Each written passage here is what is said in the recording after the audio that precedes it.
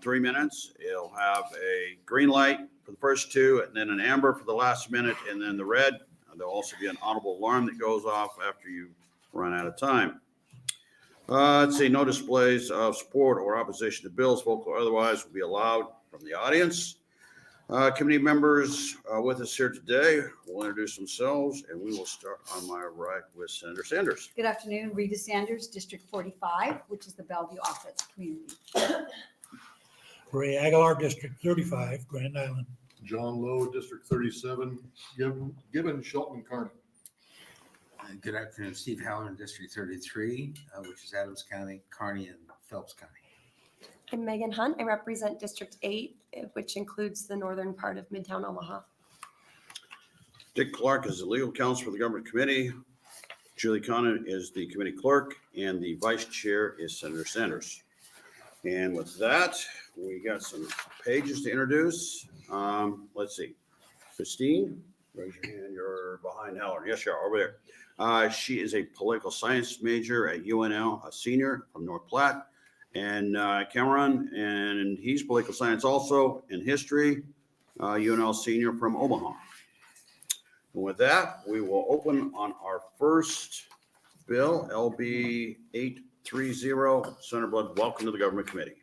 Thank you, Chair Brewer, and good afternoon to you and the members of the Government, Military, and Veterans Affairs Committee. My name is Senator Carol Blood, and that is spelled C-A-R-O-L. B as in boy, L-O-O-D as in dog, and I represent Nebraska Legislative District 3, which is comprised of Western Bellevue and Eastern Papillion, Nebraska. Today, I bring forth LB 830 to establish the state tartan of Nebraska. Last year, I was able to meet with the Girl Scouts Saddlebrook Troop 42146, and they informed me of their Silver Award project to have a tartan designed by the Nebraska State Tartan Task Force and to be recognized as the official state tartan. With over 39 different states having their own tartan, we can also express our pride in Nebraska through this legislation. These scouts worked with the members of the Nebraska State Tartan Task Force that included Maddie E., Cassie L., and Katie R., and troop leader Kathy Robbins Wise, members of the Spirit of Nebraska Girl Scout Troop Honor Troop 42146, Susan Ritta of KZUM 89.3 FM radio, Kathy Robbins Wise, Morgan Wise, and Carol Bond of the Scottish, and if I say anybody's names wrong, I apologize, of the Scottish Society of Nebraska, Morgan Wise of the St. David's Welsh Society of Nebraska, Dylan Tilley and Ben Coleman of the Celtic Society of Lincoln, Josh Hagen, Havala Shear, and Chad Asheron of the Metro Area Kilted Throwers, and Lynn Johnson Romero, Irish Cultural Center of Omaha. So the tartan is officially registered with the Scottish Register of Tartans, which is the main organization referenced within this bill. The girls were awarded the Silver Award, but want to take this cause to the finish line. I have been inspired by the tenacity of these Girl Scouts and their admiration for the state of Nebraska. What the tartan itself represents speaks volumes about how these young women and members of the Tartan Task Force view the state, and it really should be celebrated.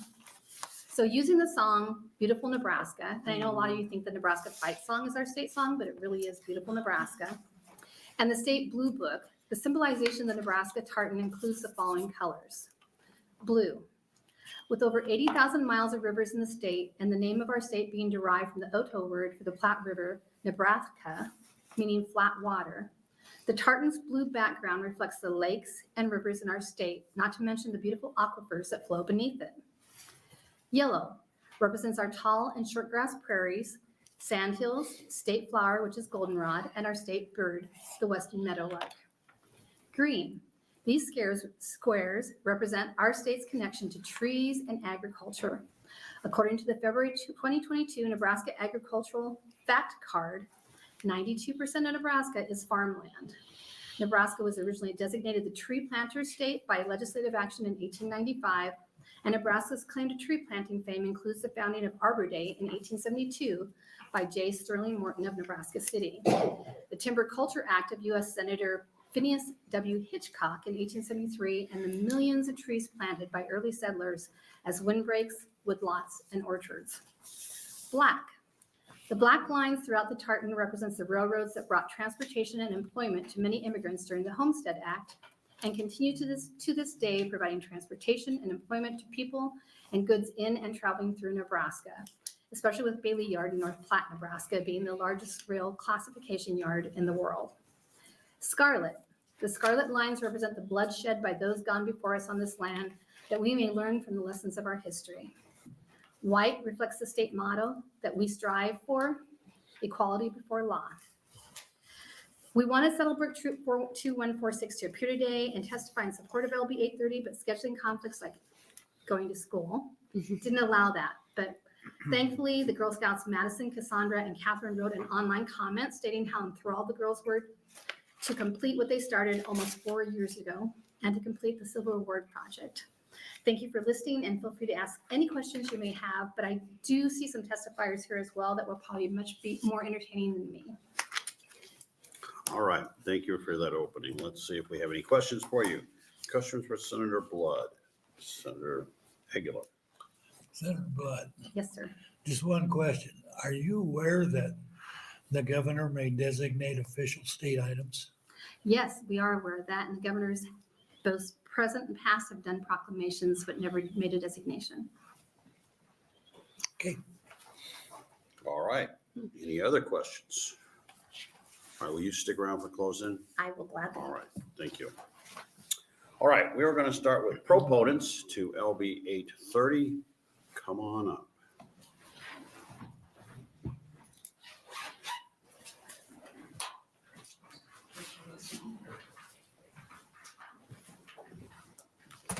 Welcome to the Government Committee. Thank you. Thank you. Whenever you're ready, I'm ready to start. Hello, my name is Susan J.E. Ritta, Susan spelled S-U-S-A-N, Ritta spelled R-I-T-T-A. Chair and members of the committee, thank you for the opportunity to testify today in support of LB 830 to ratify an official tartan for the state of Nebraska, the design being that which I currently am wearing, and details of which are in the handouts that are provided. My name is Susan J.E. Ritta, also known as Lady Susan on Thunder on the Plains, Nebraska's only Celtic radio show, airing for over 16 years on Lincoln's community radio station, KZUM. For the past 5 years, myself and representatives from 4 other Nebraska organizations promoting Celtic heritage that Senator Blood had referenced have been working hard to design and have ratified an official state tartan for the state of Nebraska. As she has mentioned, over 30 U.S. states have an official state tartan, and Nebraska is not one of them yet. We are proud to present this design, created with the assistance of tartan weaving mill Lacaron of Scotland, which has already been registered in the Scottish Tartan Registry in June 2022. In addition, this design was recognized by a governor proclamation, first by Governor Ricketts in April 2022, and again by Governor Pillen in April 2023 as part of Nebraska Tartan Day proclamations. A tartan is designed to be filled with symbolism, and ours is no different. Senator Blood did provide those details in her testimony earlier. In Scotland, a tartan represents a clan. In Ireland, a tartan represents a county or area. For Nebraska, this tartan represents both her land and her people. We offer this tartan design up as a gift from our united Celtic heritages for free use by all who love Nebraska and who identify as Nebraskan, now and forevermore, regardless of lineage. I'd like to thank my fellow collaborators on this state tartan project for their dedication and perseverance, the Office of the Governor for recognizing the tartan via proclamation in April 2022 and 2023, and to all of the committee for your thoughtful consideration today. With this, I humbly ask that you please advance LB 830 to a floor vote. I'm also happy to take any questions at this time. Thank you, or as they say, Asguelga in Irish, go raibh mahagat. All right, thank you for your testimony. And your example here matches the one that you're wearing. So we got a pretty good idea what it looks like. And Senator Blood did a great job of explaining the details with the colors. So that's all very informative. Let's see if we have questions. Questions? Yeah, I think you Did a great job. Oh, I'm sorry, Senator Lowe. KUZMA, KZUM, UM, 89.3 FM here in Lincoln. 89.3. Okay. Yep. All right, other questions? All right, thank you for your testimony. Thank you very much. Okay, additional proponents for LB 830. Welcome to the Government Committee. Thank you, everyone. My name is Dylan Tilley, D-Y-L-A-N, last name T-I-L-L-E-Y. I am a member of the Celtic Society of Lincoln, formerly the Ancient Order of Hibernians in Lincoln. I'm going to keep this very short and sweet because I know you all have better things to do than listen to me ramble. We would like to advocate in favor of this simply because it ties the community together in a way that is positive for all Nebraskans. And it gives an opportunity for the local Celtic community to have a representation when we visit and talk with other states about our tartan patterns and our cultural history. Susan covered everything that I needed to cover in depth and much better. But if you ever have any questions, we are more than happy to assist with anything we can do. Thank you very much. All right, thank you for your testimony. Any questions? All right. The next proponent for LB 830. Thank you so much. That's so nice. Welcome to the Government Committee. Thank you. My name is Emily Reese. That's EMILEEREECE. I am a program specialist with Girl Scout Spirit of Nebraska. On behalf of Troop 42146, who could not be here today, I want to speak about my support of LB 830 and recommend that the Nebraska tartan be adopted as the official tartan of the state of Nebraska. The journey to the introduction of LB 830 began with the establishment of the Nebraska State Tartan Project Task Force in 2019.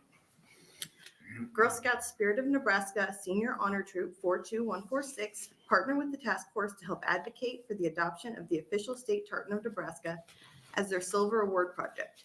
The Silver Award is the highest award a cadet Girl Scout or girls in grades 6 through 8 can earn.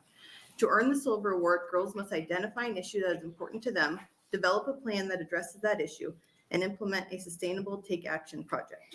Over the last 4 years, these Girl Scouts, with the leadership and guidance of their troop co-leaders, have learned about Nebraska history, administrative authority, and the legislative process, all while practicing collaboration, patience, and persistence.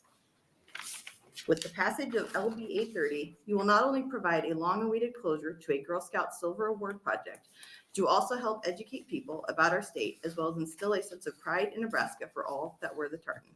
Thank you. Thank you. All right, questions? Yes, Senator Hunt. Thank you so much for being here today. I am a lifetime Girl Scout, and I am so excited to learn about this Silver Award project. Have you, to your knowledge, as part of the Spirit of Nebraska Girl Scouts org, have there been other Gold and Silver Award projects that have involved the cooperation of the legislature? How typical is that? Not that I personally know of, but it's definitely possible that there have been, but it's pretty rare, I think, that a project reaches, something like of this level. So it's pretty outstanding, I think, that they. And the girls are in school right now, Yeah. which is perhaps why they're not here. Yeah, Will you pass along my congratulations to them for, yeah, of for their course. focus on this project and for reaching out to us? Yeah. Because whatever happens with this, that's really impressive, and they should be proud of that. Yeah, of Thank you. course. Thank you. I'm going to predict very good things happening with this. All right, any additional questions? Thank you for your testimony. Okay, any other proponents to 830? Is there anyone here in opposition? Anyone here in the neutral? All right, let's invite Senator Blood back up to wrap us up.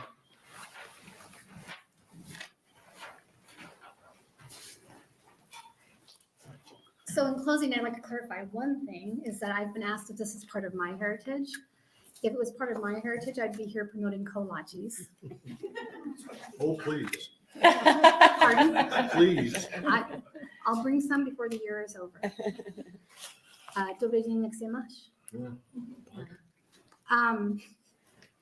These Girl Scouts have worked very hard. And I know we try very hard too to make sure that what we bring forward is something that is legislation worthy. We know that in our state, we have many things that are state oriented. We have Kool-Aid as I think our state soft drink. Milk, I'm not sure what the category is, but milk is one of ours. So we have lots of categories like this, and we're not the only state that has done this or will hopefully do this. But I think it's a really important lesson for these young people to start with something and see it go through this process. And these girls have been diligent. And these are young girls, young women who could have just taken shortcuts, but they have met with me multiple times. We've discussed how to make this happen. This has been over a several year period. And it only came to legislation when they were never able to get beyond the proclamation point. And I do remember, and I don't know if this was before your time or not, Senator Linehan had met with a grade school and they wanted to make corn our state vegetable, but corn is not a vegetable. It's a grass. Pardon? It's a grass. Right. So we haven't tried this before, but what a grand statement. And if it doesn't touch your heart to hear the description of the tartan, then you weren't listening. I'm very proud of these young people, and I look forward to the future that they have. And I bet one of them ends up being a state senator in a decade or so. So with that, I thank you for your time and for letting me bring forward this unique bill. All right, let's see if we have some questions for you. Questions for Senator Blood. Senator Holleran. Thank you, Chairman Brewer. Not so much a question, but a statement. You would make William Wallace very proud. Braveheart. Oh, I've never watched that A movie. little bit of history going along with this fine image that you're trying to project about the Scottish and Irish heritage. I'm hoping that the girls learn something about the proud heritage of William Wallace. I'm guessing they've learned a lot more than that along this process. And I will personally have a kilt made for you if you'll wear it on the day it gets to the floor. Well, as Yes. You're kind of committed. would I be required to go commando? That was way too much information. All right. You were doing really good until you spoke. Just so you know. And I'm glad the Girl Scouts are not in this room right now. That's tradition. It's true, and I would be very impressed if you were that bold. All right. Any other questions for Senator Blood? All right. Thank you for Just the fun. a quick note as you're heading out here. You have 10 proponents, no opponents, none in the neutral. And since you had no testifiers in opposition or neutral, I think you have a great candidate for consent calendar. But I would need all of your support in order for that to happen. I think we'll get there. All right. Well, thank you. Now I have to go watch Just to the see the movie. kilt. With that, we will go ahead and wrap up on LB 830 and get set for our next bill. Thank you, sir. Thank you. Thank you. We have fun. It's amazing we can get work done. Would you push that mic down so it's closer to the speaker?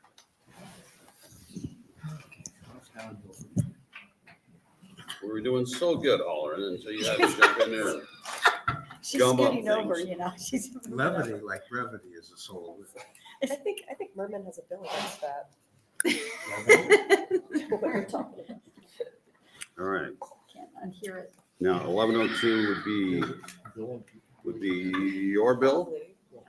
Am I up next? Right. All right. Ibach? Ibach? I thought Ibach was next, but I can Well, jump out. There was a because she's- conflict where she's in another committee. Oh, okay, you got it. You can move quickly. Senator Conrad, welcome to your government committee. Hello, friends. Chairman Brewer, members of the committee. My name is Danielle Conrad, D-A-N-I-E-L-L-E, Conrad, C-O-N-R-A-D. Not a lifetime Girl Scout, but a former Girl Scout and proud member of this government committee in this legislature. I'm pleased today to help me. This is being a quick energy segue and quick energy shift here from very festive and celebratory bill that we just heard from Senator Blood in regards to the state tartan, and a lighthearted moment that we all shared in regards to that Q&A. Thanks to Senator Halloran. Gonna just kind of help us maybe code switch here a little bit to a much more serious and kind of grave and tragic kind of situation that families in our state have had to contend with. And so this is one of those measures, LB 1102. It's a bill that I probably would have never put on my personal legislative agenda when I was planning or preparing for session. This just isn't an issue that I had previously worked on or had been on my radar screen. And then there were some family members of missing Nebraskans who came through the Capitol this interim and who made a connection at my office and started to help raise awareness about the issue and educate my staff and myself about these important issues. And I know some of those members, family members, are here to testify as well. And so basically learning from them that we have had proclamations, gubernatorial proclamations in the past to designate a Nebraska Missing Persons Day. And of course, that's been deeply appreciated. There is an opportunity that other states have utilized to designate an official state missing persons day in the statute books, to have a focal point, to raise awareness, to provide remembrance of that loved one who was missing or lost. And so LB 1102 would declare October 17th of each year as Nebraska Missing Persons Day. It would be observed not only for the missing people, but also for the families and the friends and the loved ones who deal with the trauma of having a loved one go missing without a trace. So I know that you're all aware of some of the really high profile cases that we've had in Nebraska for missing people. One that I definitely remember from our community when Gina Bose went missing on October 17, 2000 from downtown Lincoln and hasn't been heard or seen since that time. Her family started a foundation. They've been a big part of bringing this bill forward. And I know that there are a lot of other family members that are hurting and looking forward to some positive action in regards to this bill. My email has been maybe not completely fulfilled, but I've received a lot more feedback from family members that I anticipated after this bill was introduced. And I can tell you as a mom, there's a lot of stories in there about missing kids. And it really, really pulls at your heartstrings. And then finally, I think that you're well aware driving around town or reading the news that there's a very high profile missing persons case happening in Lincoln right now for a beloved community member, and that people are still working in earnest to try and figure out what happened there.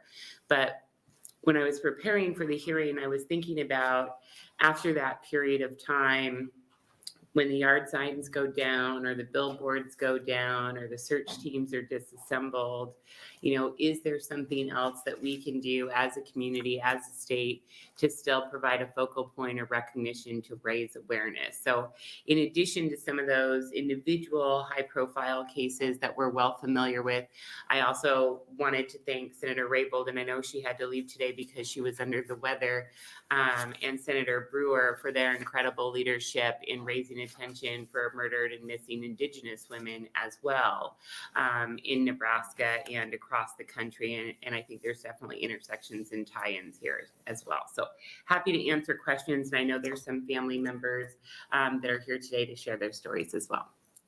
All right, thank you for that opening. Let's see if we have some questions.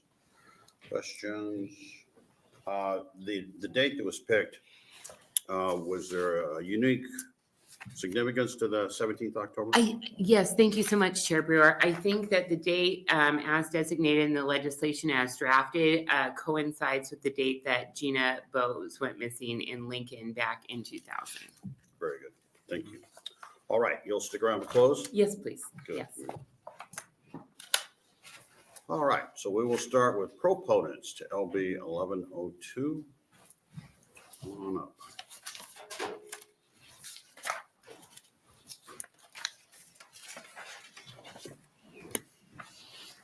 Welcome to the Government Committee. Hey, thank you. Good afternoon, Senator Brewer and the esteemed members of the committee.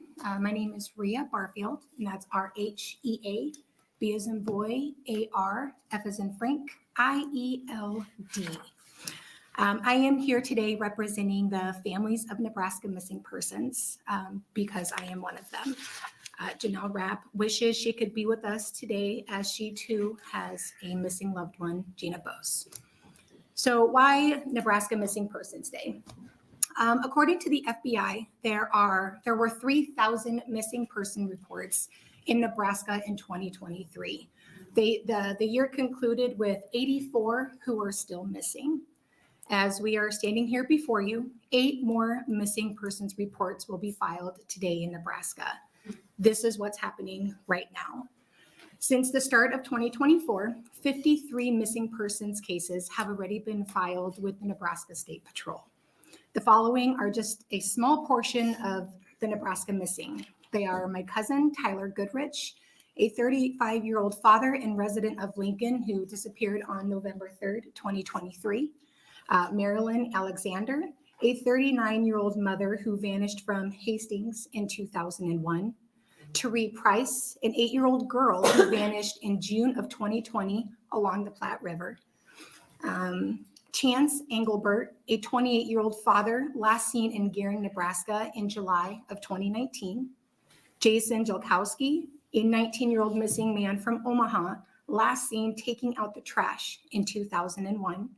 Christopher Laupin, a 28-year-old man who was last seen at a campsite at Elm Creek.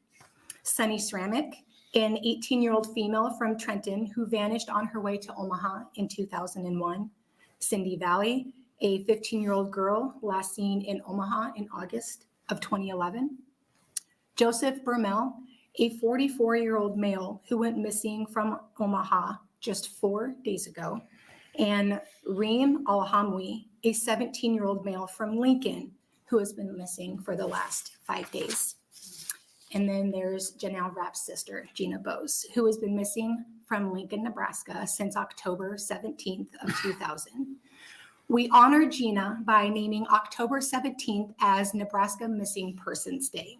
In the last 23 years since her disappearance, Gina's family has met with thousands of families who have been thrust into a group that they never wanted to join. Our missing loved ones left behind their lives. Sir.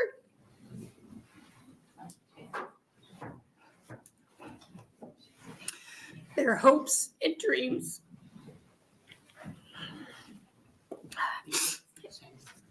And their futures.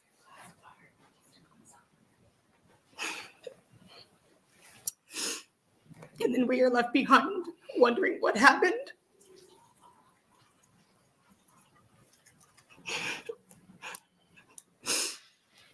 Why it happened, and if there was anything we could do to have prevented it. Worst of all is living with the knowledge that perhaps we have not done enough because they still haven't been found.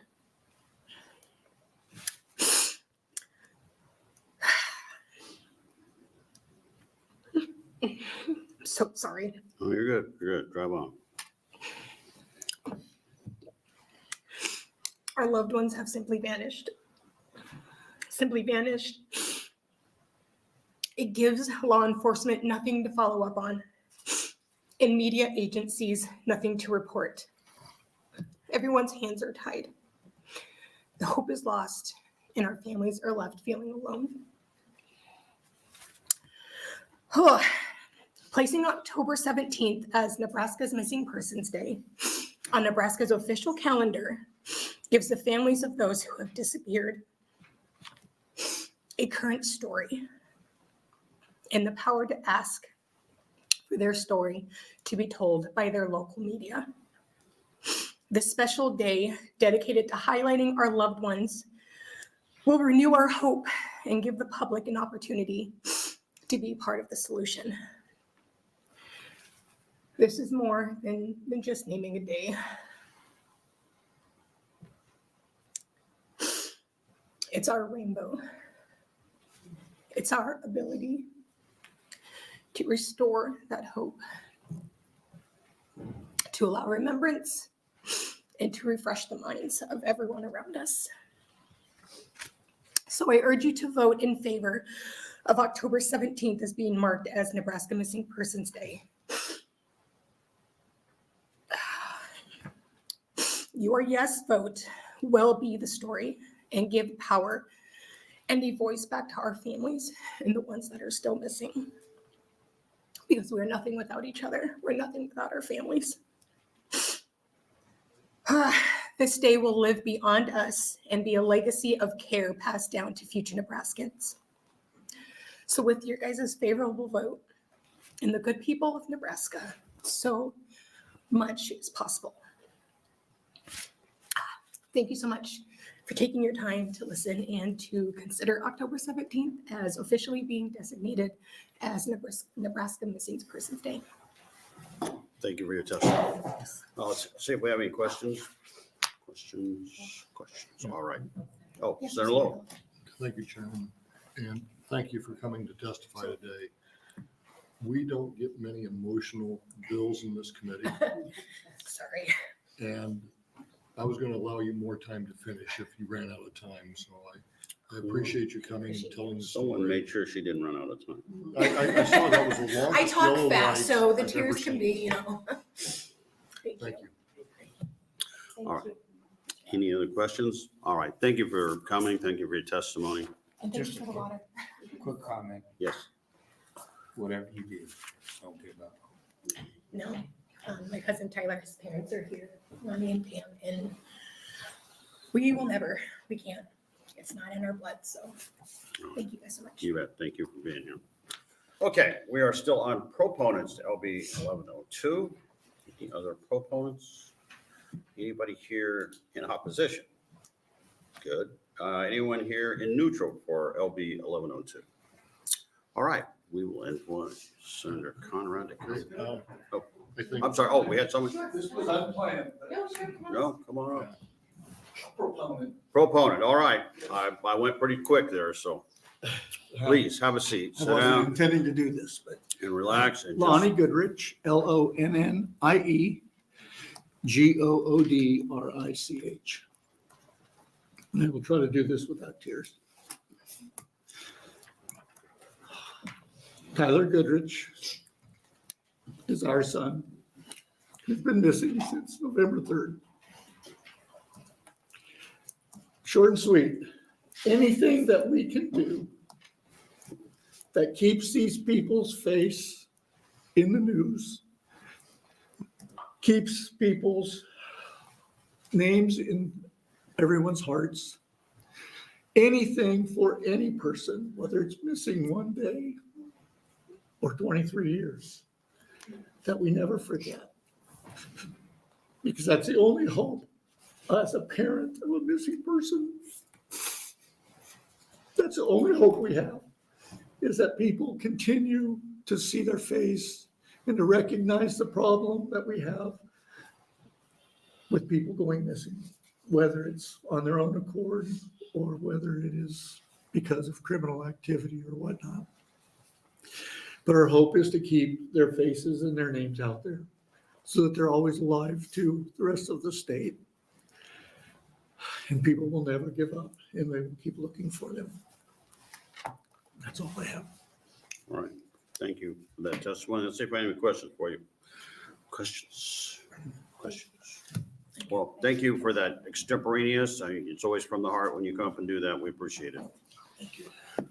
All right, I'm gonna back up in case I missed it. Any other proponents? I actually would like to testify as well. I'm pretty sheets.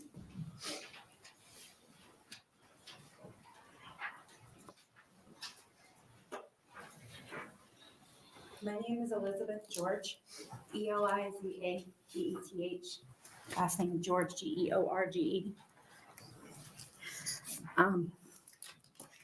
July 25th was the last time I saw my daughter. My story doesn't end that way. My daughter was found a few days ago. She struggles with mental illness and drug addiction. Somehow made it all the way from Lincoln, Nebraska to live in a tent on Venice Beach. Having their faces front and center is how she was found. Janelle personally, which is Gina Voss's sister, personally went and passed out flyers at the last place she was seen. And months later, that flyer led to my daughter. So on behalf of all of the missing persons in this state, this country, in this world, which is far too many, this is important. They deserve to be remembered. They deserve to be looked for. That's all I have.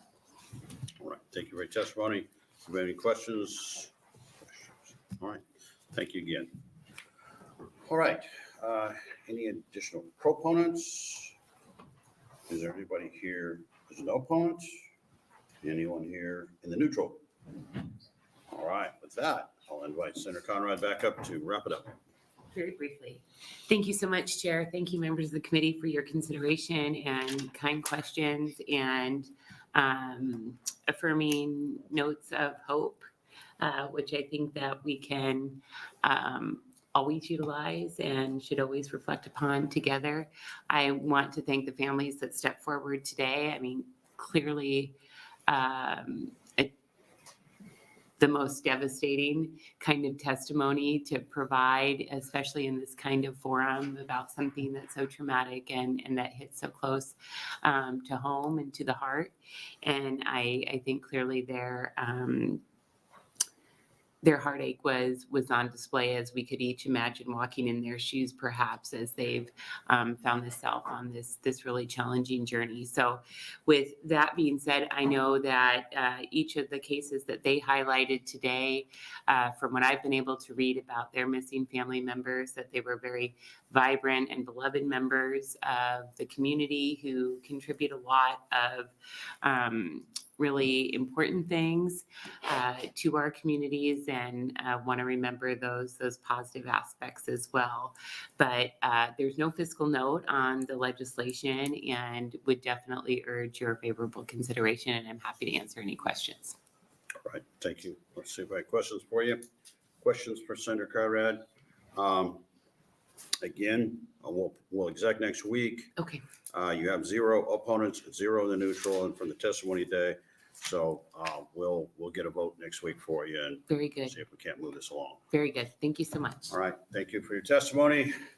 All right. We'll close out on LB 1102. And next, 1 proponent, 0 opponents, 0 in the neutral on LB 1102. Next up is LR 276.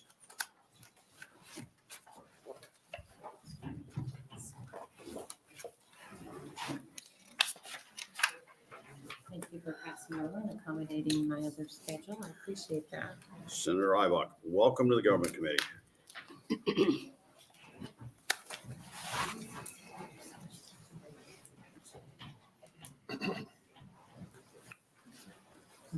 You know how to clear a room. And not in a good way. Yeah. Thank you. Thank Not you. gonna make us cry, are you? I was gonna say, this might be. Good afternoon, Chairman Brewer and members of the, Why go don't ahead. we hold just a little bit longer? We'll Yep. let some folks get out here and get Senator Conrad back. Oh, okay. Thank We'll you. start reading through your materials. Yeah, just for there's a little lots bit of here. homework. Lots of homework. But everyone wants to hear on a Friday afternoon. I feel bad because I thought judiciary would go longer than this committee, and I think we're about done over there. Is Wayne shooting through people pretty fast in there, is he? I hit a couple shell bills. I'm like, what? Well, that will pick up the pace of shell bills. All right, whenever you're ready.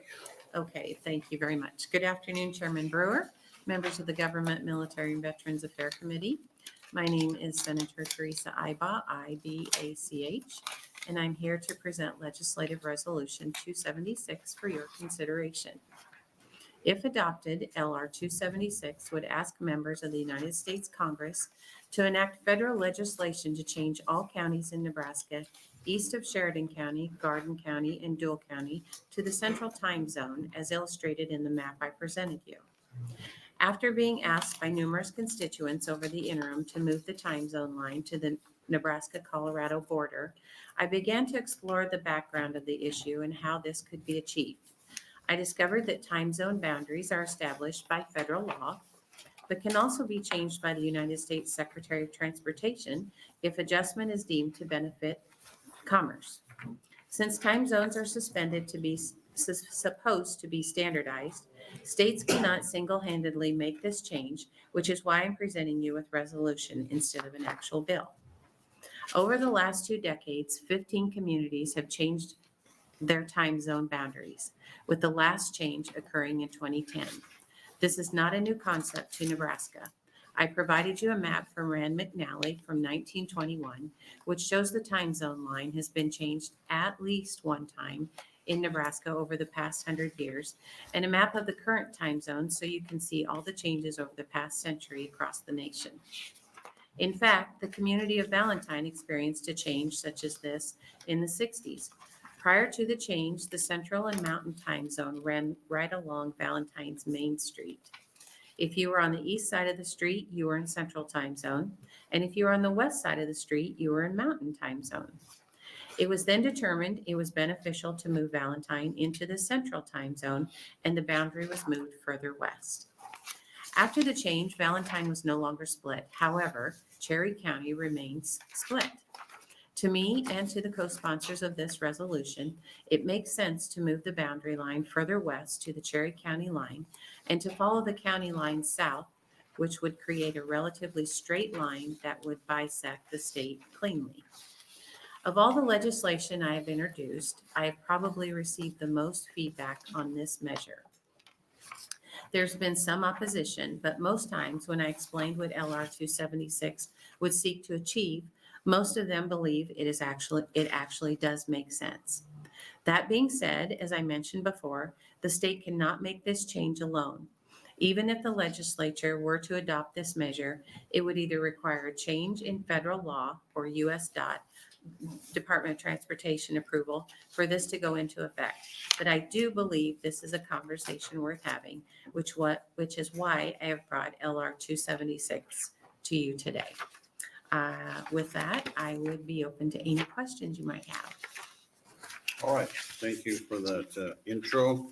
So if we go back here and we look at this map of Nebraska here, this was the old one from 1923. Yes. Wow, that was a big notch right in the middle of the state. When you did your research on this, was this a reason why they don't just run down a latitude or longitude and keep it simple?